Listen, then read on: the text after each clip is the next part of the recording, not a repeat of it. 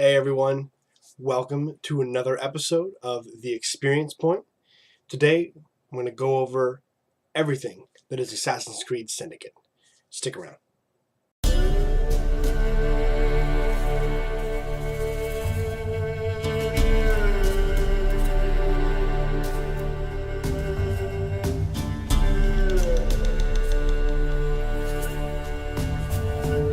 Now, right off the bat, I really do want to address kind of the major theme of what's going on with Assassin's Creed. And by theme, I guess I just mean more of a pattern and kind of an attitude from the gaming community that doesn't like it anymore. And I get that. Annualized franchises, I think overall are a negative. They're just a negative response from the gaming community, like to success. Wow, people like this. Let's make it every single year until they hate it. You kind of just you grind it into the ground until people stop playing it. You just make as much money off as you can just based on this name and this legacy that is now successful. And while I understand and agree that annualization is not typically something that we like or that we really want to see, in the industry, it's also important not to let that completely. I feel like people just go, "Man, I'm done. They all suck." And I'm guilty of that at times. I've done that with Call of Duty. I played a lot of Call of Duty back when it was still in the World War II, up into Modern Warfare. The first one, Call of Duty, I think it was Call of Duty 4, Modern Warfare, the first Modern Warfare. Call of Duty Modern Warfare 2 came out. I played that, and I got into like the first Black Ops, and I couldn't do it anymore. I was done. So I understand. I'm guilty of saying that. I'm not preaching out saying everyone else is guilty of you should like Assassin's Creed. I understand if you're bored of it. I mean, that makes sense. Assassin's Creed is a special place for me. You guys know how much of a history nerd I am. But I do recognize, despite my love for the series, I'm not biased. And I don't think all the games are great. There's been a lot of problems. Unity was a mess, even though I personally didn't run into those glitches and I actually really enjoyed it. I still understood its issues and I understood what was wrong with it. And I ended up giving that game a 7 out of 10 was my score for Assassin's Creed, which is still well above average to me. That means, Halo 5, Zero HP gave Halo 5 a 7 out of 10. And we were like, yeah, it was good. So those are the kind of things I'm talking about. We like to stretch those numbers a bit. So 7 is still good, but obviously when you play a game, you want it to be in the 8 or 9 range. Like that's the best place to take it. So I just wanted to kind of open with that as I go into Syndicate. So whether or not you like Assassin's Creed, know that you're hearing from a fan of the series, but a fan who also recognizes all of the issues and the caveats that can come along with an annualized franchise. And I understand that if you're bored of the gameplay overall, then I would not play this. It's still an Assassin's Creed game. But that said, it is an excellent Assassin's Creed game that makes just enough changes and corrects just enough issues to prove that Ubisoft does, at least the developers care about creating, they're trying not to grind the franchise, because at the end of the day, Ubisoft is the one ordering the games, right? They're making them. And so they do everything they can. And you can tell, and that's appreciated in Assassin's Creed Syndicate.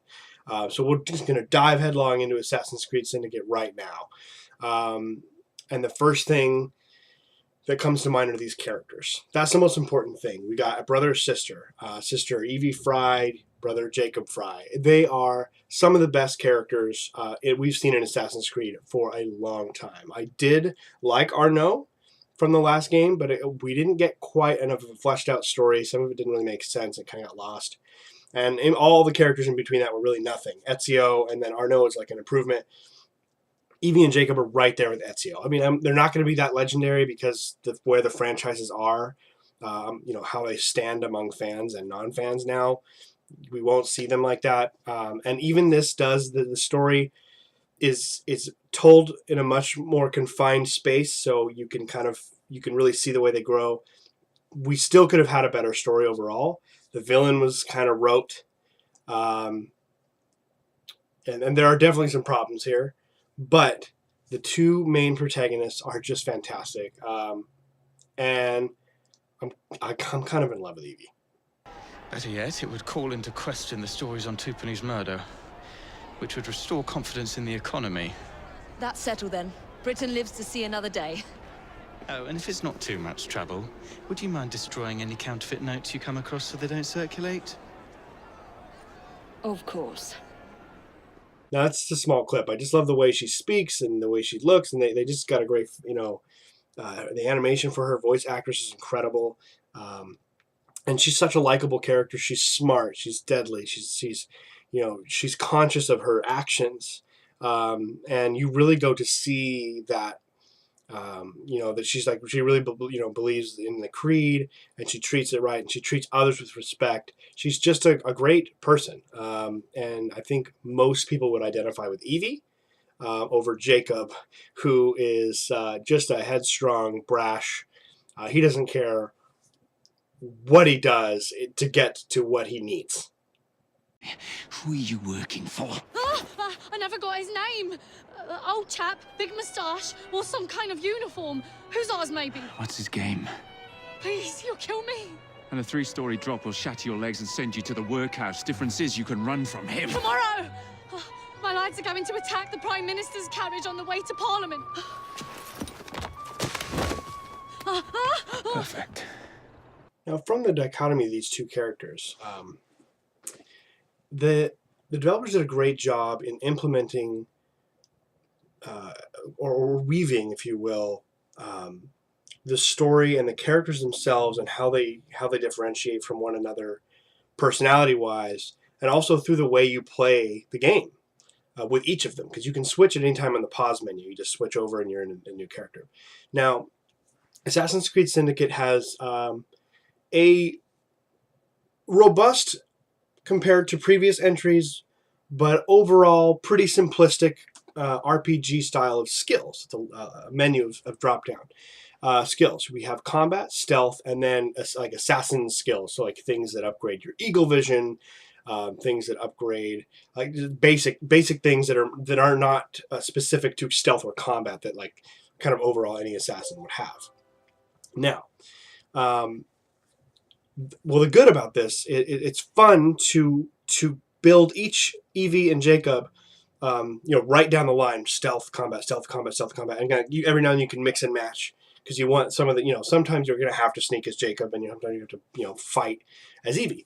So it works, and you get it all filled out. Now, the biggest issue is also the biggest strength. It's a very strange kind of contradictory statement. I understand that, but let me explain this.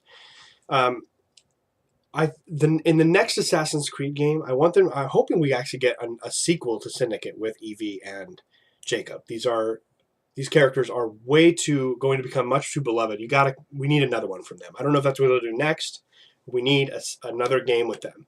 But what I want them to do, Assassin's Creed needs to go further in the distinction between stealth and combat.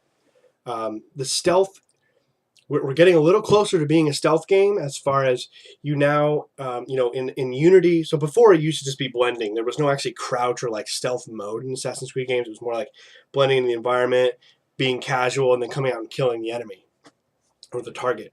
And then in Unity, we got this cover system, like you snap to cover.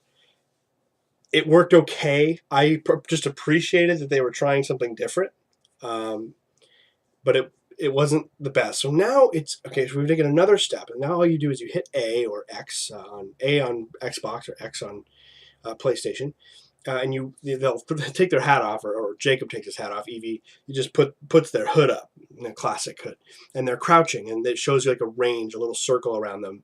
Like if anyone gets in that circle, it detects them, and it shows you this little like sound waves. So the bigger the sound waves get, the enemy will hear you and be alerted to something.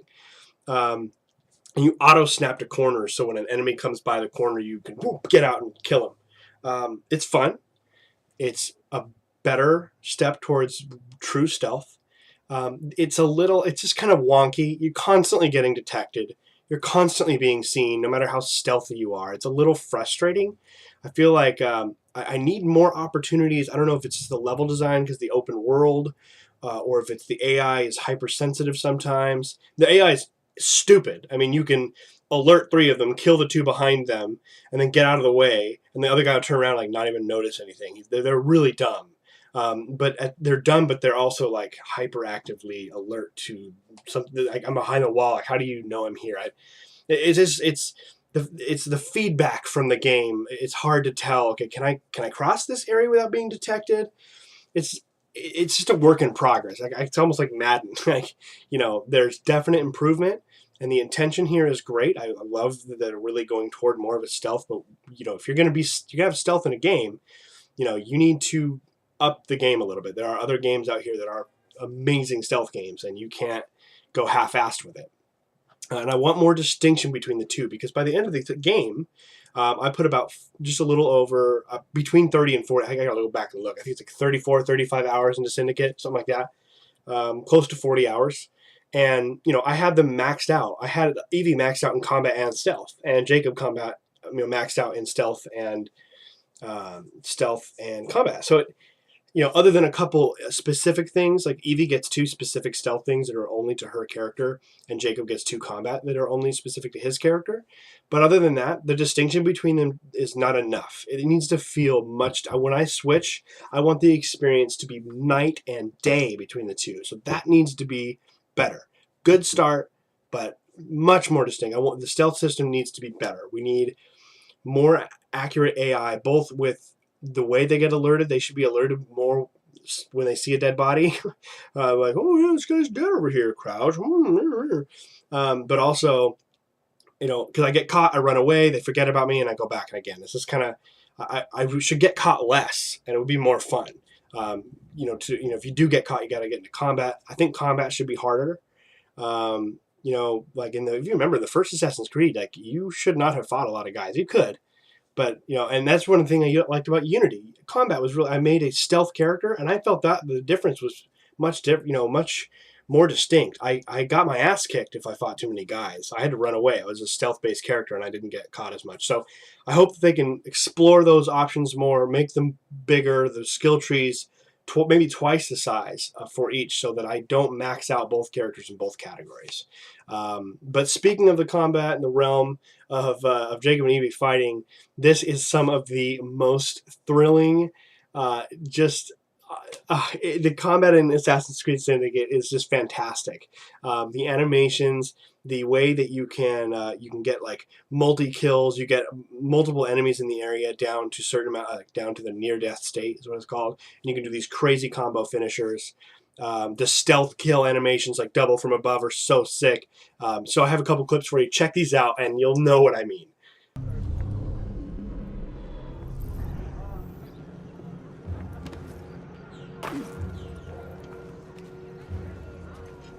Perhaps we can harness the gangs after all.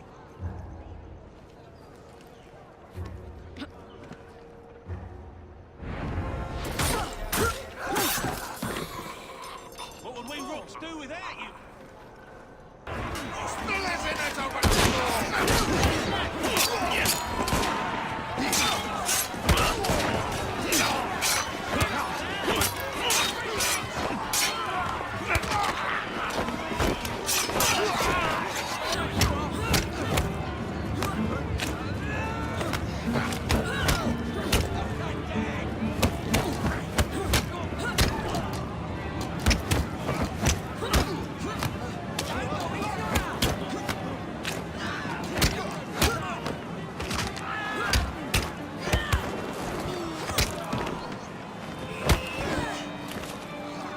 Yeah, so that never gets old. None of that gets old. I love stealthing around as Evie and taking guys out.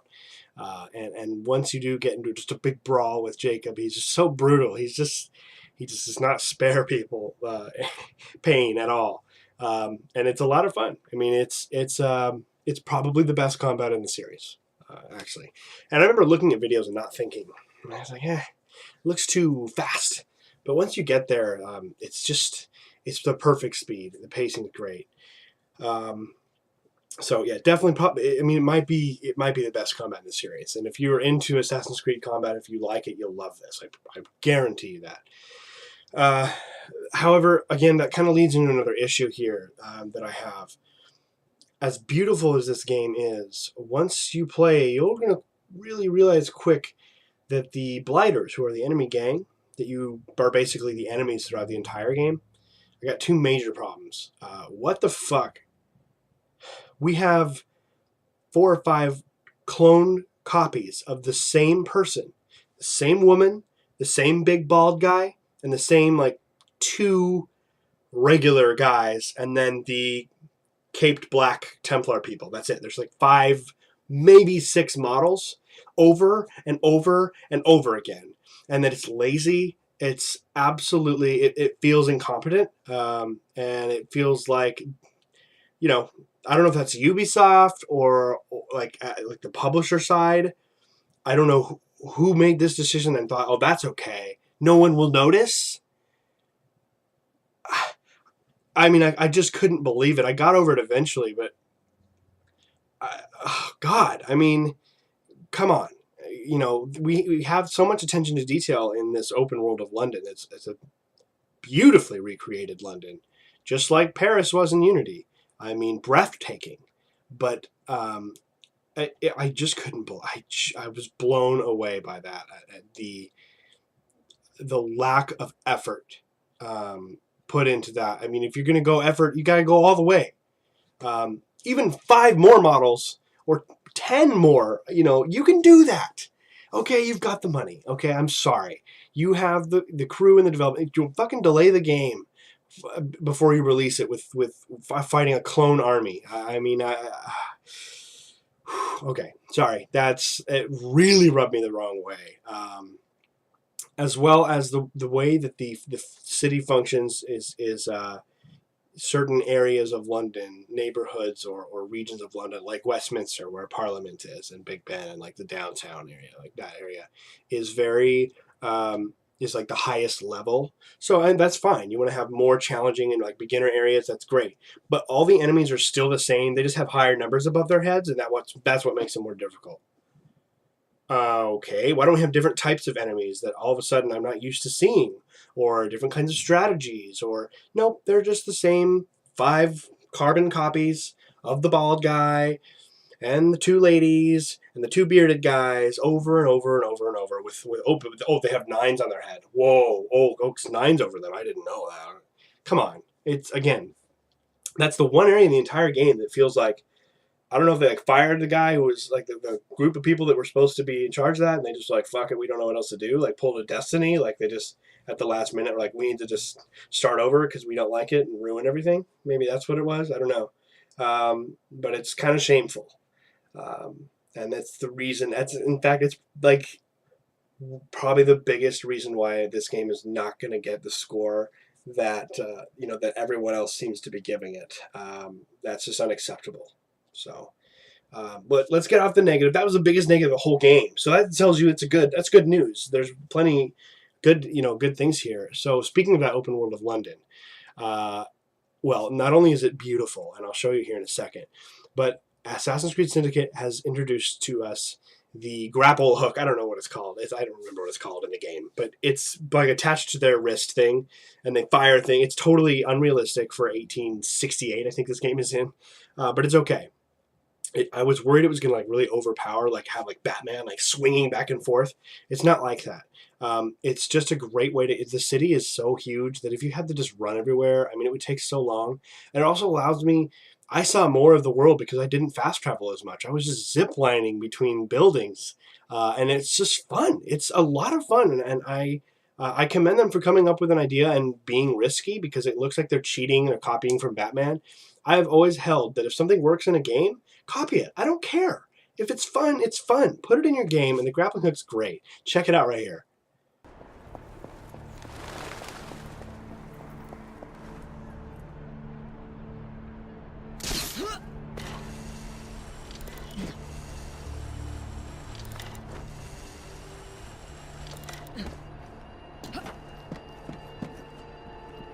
In addition to the open world being fantastic, apart from being gorgeous, I really want to commend them for building. It feels like you're traveling back in time to a real place.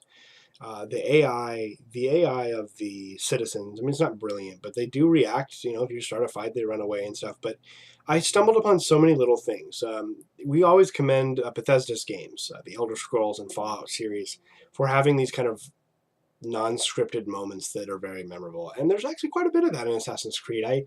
You'll come across people getting in fights, and you'll come across people like expressing their love for one another on the Thames River, and you'll come across political arguments outside of Parliament, and there's just it's just a nice touch. I mean, I stopped people from getting mugged in alleyways, and like drunkards and dock workers and all the ships that are constantly moving in and out of the Thames. I mean, it's a living place, and they did a fantastic job in creating that feeling. It made you feel like you were really walking among 1868 London. And I just recorded this. It was a little moment that I thought was a good example of how it just really encapsulated what I'm speaking about here. It was just this little it wouldn't be quartet. I think it's 3 people. So a triplet? I don't know. Maybe it's 4, quartet. I don't know. But just watch this. And this is just kind of what I mean. And there's a lot of different examples of this kind of thing you'll run across here.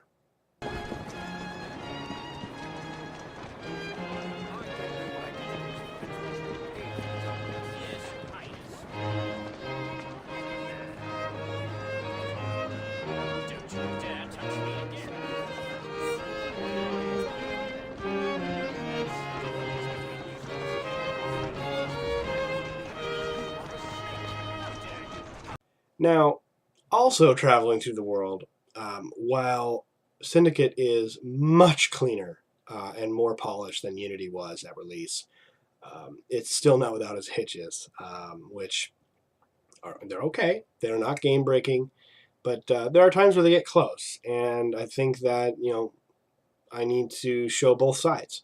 So I want to show you a couple quick clips of some rather funny but very classic Assassin's Creed issues. Here they are.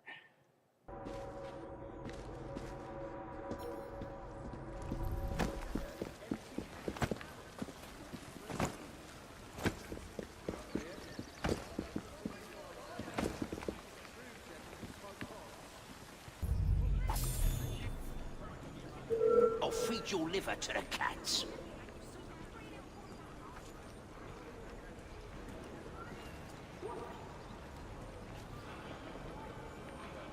Oh, why did he have to run? All right, and to wrap up, I just want to touch back with the story quickly. I didn't really talk too much about it. Now, I don't want to spoil it. The actual synopsis or the steps that the story takes are not as memorable as Assassin's Creed 2 or Assassin's Creed Brotherhood. They're not as crammed together as something like Assassin's Creed 3, which is just too much and you have no idea what the fuck is happening. It's somewhere in between the two. While they do a great job of developing Evie and Jacob and showing us their personality and how they don't get along very well a lot of the time, and why they're different, and why in the end, the ending is pretty cool. The way it ends, it doesn't leave, it's not a cliffhanger, but it leaves off as like, yeah, we can continue this story down the line, and there's definitely some interesting characters to be found, and but it suffers from kind of old school open world. Yeah, in a year where we've played a game like Witcher 3, and I have not played MGS yet, but by what I've heard from MGS's open world, this is it's the wide open world, and it's controlled by an enemy, and you do these activities that break down the control, and you get that section and you control the whole city away from the gang, which is controlled by the main Templar guy. It's kind of antiquated. We've done this before. It's well done version. It's like there's nothing. It's not boring, and the activities are relatively fun. You can free child from child labor. Of course, there's classic like assassinations, things of that nature. But it's just sort of, it's again rote. It's been done. We've seen it. It's nothing new.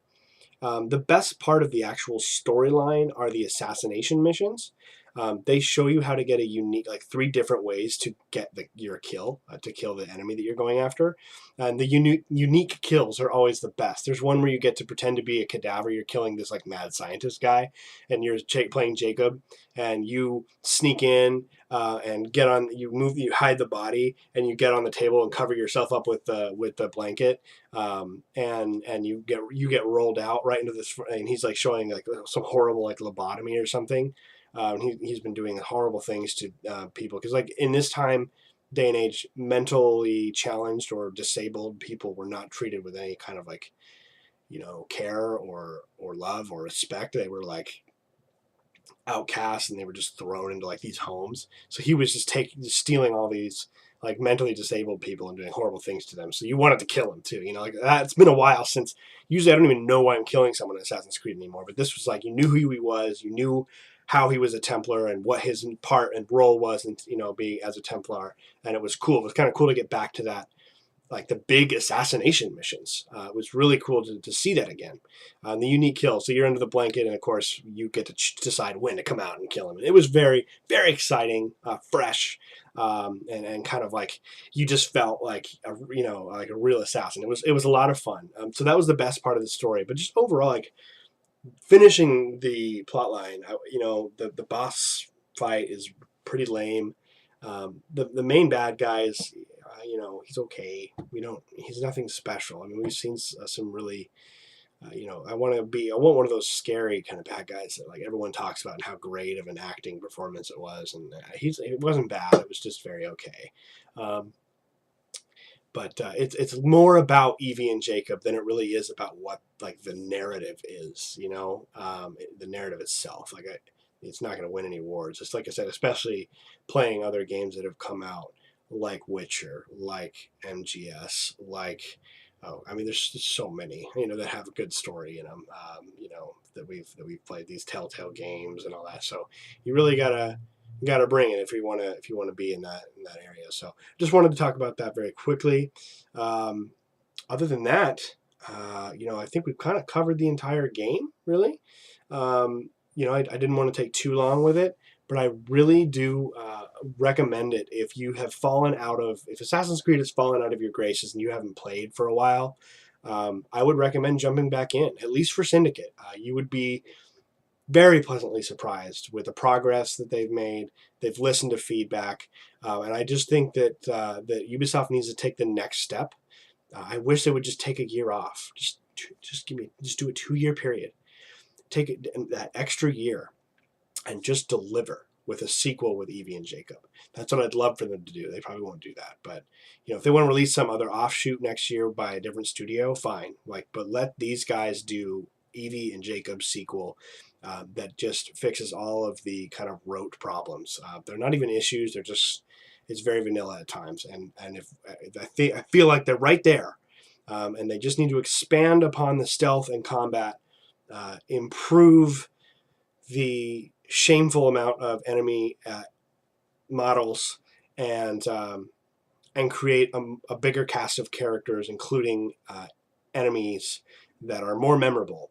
And because we have the 2 characters to carry this franchise for at least 2 more games, a whole trilogy with them, I'm down. So I really hope we get that. I hope if you haven't played Assassin's Creed, I hope this helps you make a decision. Zero HP's final rating for Assassin's Creed Syndicate is an 8 out of 10, which is a big score. Even with all the negatives I told you about, it's just because if you love something, you should be very critical of it. You shouldn't just be like, oh, everything is wonderful, because then you're never going to get the best out of what you want. And Assassin's Creed still has a lot to offer us, I feel.